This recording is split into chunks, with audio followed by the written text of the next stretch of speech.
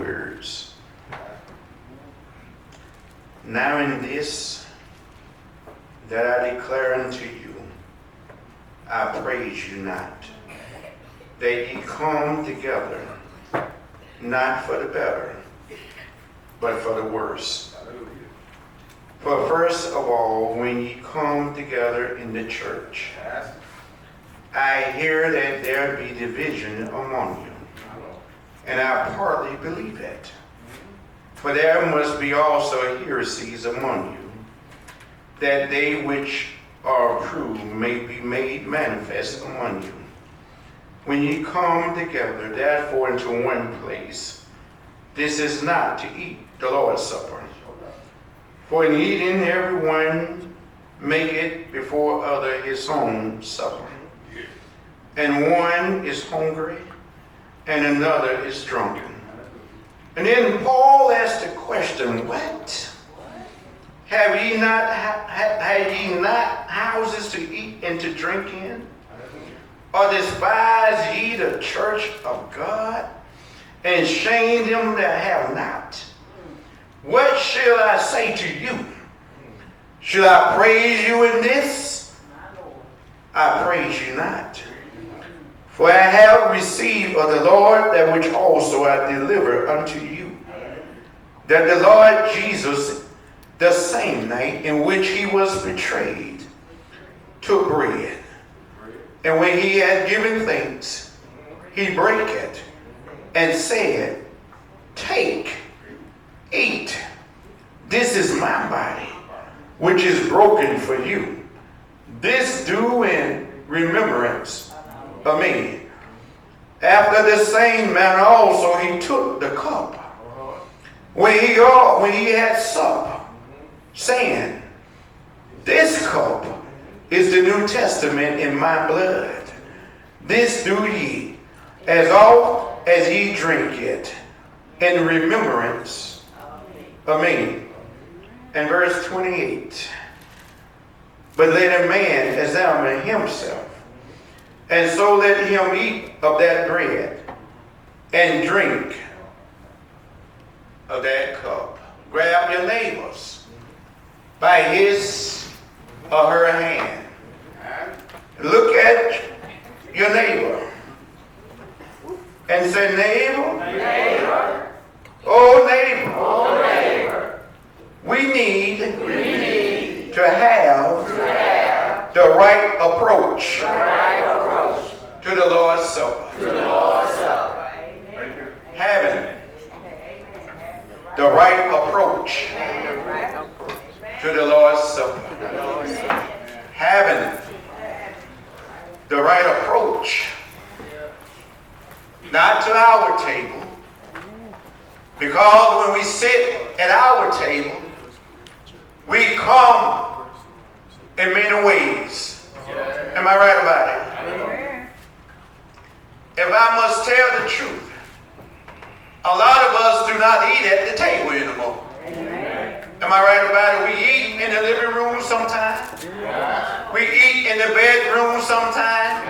And we even go outside and eat sometimes. But we have gotten away from eating at the table. Amen. Am I right about it? And a lot goes on at the table. I don't know about you, but that's one of those traditions that I hadn't forgot about. Some I have, because some it was just tradition. But eating at the table at home, I have not gotten away from. Because it set the stage for the household to become on one accord. Because when the family prays together, the Bible says, y'all know about it. That's all right. But it's good to get back to some of the traditional ways. If you don't eat at the table with the family right now, let it begin this day to gather everybody at one given time to say, we're going to eat at this time. And watch God begin to some things in that house. It just does something to that man who is called to be the head of the house. It does something to that woman who is called to be the lady of the house. It does something to the children as they grow older to see how their parents of the house came on one accord and began to fellowship with one another. It's important, church, to sit at the table together and to partake of the food that will cook by the hands of that house. And then it's important to say a prayer to bless that food that God provided for us for nourishment. Am I right about it? And I know that there's broken houses. I know there's single parents going on. Sometimes the grandparents have to raise the kids. But it's still no excuse why we can't sit at the table and eat together. Amen. It's no excuse why we can't put aside the weight of the world just for a moment and just come together on one accord as one and share in the blessing that the Lord has given us. Amen. Am I right about it? Amen. And that's what we have before us today. We have the Lord's Supper spread it out before us. And I know that tradition churches sometimes do it every Sunday, every first Sunday. Some do it 2 Sundays every quarterly. He didn't say that you have to do it every day or every Sunday. He said as often. Just don't forget about it. Every now and then come together on one accord and remember what I did for you. If you're like me, I partake of the Lord's Supper every day. That's me. Because He's been good to me every day of my life. Every now and then I just steal away. Go into my study sometime. Go into the box of Lord's Supper that I got on the shelf and just begin to partake. Because He says, often as you do this, do it in remembrance of me. So I have to remember for myself. Amen. Thank you. That He never left me. Nor had He forsaken me. Every now and then this old reprobated mind that we got, it allows us to step away from God sometimes. It allows us to leave our first love sometimes. But that's why He said, whosoever will, let him freely come and drink of the tree of life. But He said, I'm still here. I never left you. He said, I know you're going to step away sometime. But I'm still here. Waiting for you to come back to your first love. But Paul began to rebuke the church at Corinth. Because here we have to understand who Paul was for number one.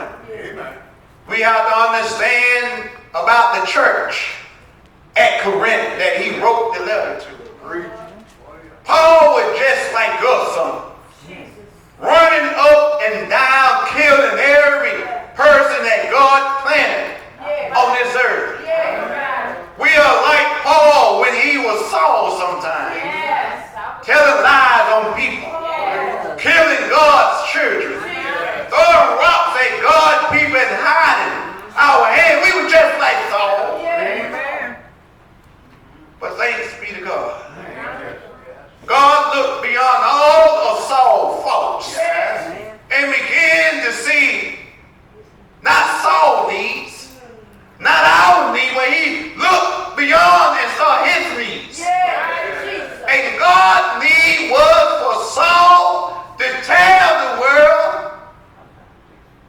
Amazing grace. I once was lost. But because God knocked Saul off his high horse, he began to tell Paul to tell the world, you were lost, but now you found you once were blind, Paul, but tell them. You can see now. And that's what he is doing to us. When the process begins to change, when we have a well-made up mind to live for Christ, God will stop by. And he began to prune us. He began to take away some things that's not fitting for his kingdom. And every now and then storms do come. Sometimes we bring storms on ourselves. Because that's why he said obedience is better than sacrifice. It's better to be obedient to the word of God instead of suffering at the hands of God. That's what it means by the word cuts. Like a two-edged sword. It can bless us and it can curse you at the same time. If you are being disobedient by his word. In Corinth, it was the capital, Arcadia. It was large in its city. It was integrated with very wealth. And not only that, but a lot of converts had came to Corinth. And I'm talking about those that say, for Christ I live. And for Christ I will surely die. These are the type of people that was in the city of Corinth that Paul broke through. And how many know? They even in a city of baptized believers, we still have some disobedience in the midst. Look at Israel. Look at God's chosen people. After all God did for them, then they turned their back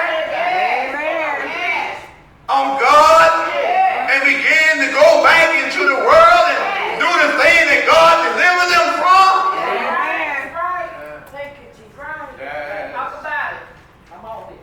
But God, being who he is, looked beyond all of that and still saw his need. And if God can use Saul, I stopped by to tell you he can use you too. Because we all got something on the inside that can glorify. Somebody know what I'm talking about. And when you take off your reprobated mind and begin to put on your sanctified mind, then you can be able to see God in his spiritual realm. Every now and then, if you just set self aside and put on your spiritual mind, I often tell my members and people, if you walk around 85% of the day with your spiritual maturity mind on, you can see what God got for you. Yes, that 15% will be Satan's playground. But Satan can't do anything until he gets permission. Am I right about it? And we need to stop giving him permission to interrupt our spiritual mindset. That's why somebody say, I will let nothing separate me from the love of God, because I know him, Paul said, for myself. And when God transferred Paul and sent him on this mission, Paul knew who he was dealing with. Paul knew that he was going to be dealing with a church that have become divided. Paul knew that he was going to be dealing with some people that love the Lord, but somehow they allow Satan to creep in. My grandmother used to say, Satan is always sitting outside of every church, waiting to see who he can walk in with. Amen. But I guarantee you now, he can walk in all day long, but he still ain't got no power. Amen. Am I right about it? Because God said I got all power in my hand. Y'all remember I see those movies sometime when Jesus was preaching and teaching,